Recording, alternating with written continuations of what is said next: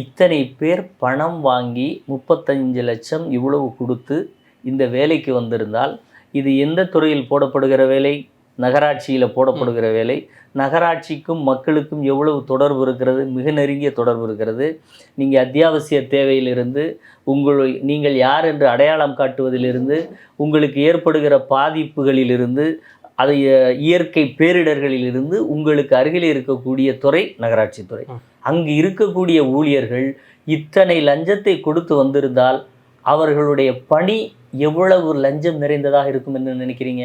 அந்த வால்யூமை நினச்சி பார்த்தீங்கன்னா இதனால் டோட்டலாக சஃபராக போகிறது அப்பாவி பொதுமக்கள் தானே.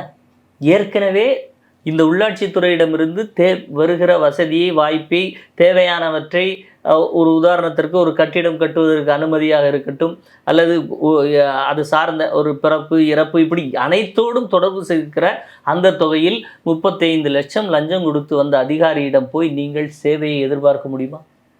அப்போ ஒட்டுமொத்த இந்த உள்ளாட்சி நிர்வாகமே மிகப்பெரிய லஞ்சத்தாலும் சேவையற்ற நிலைக்கும் தள்ளப்படுமா?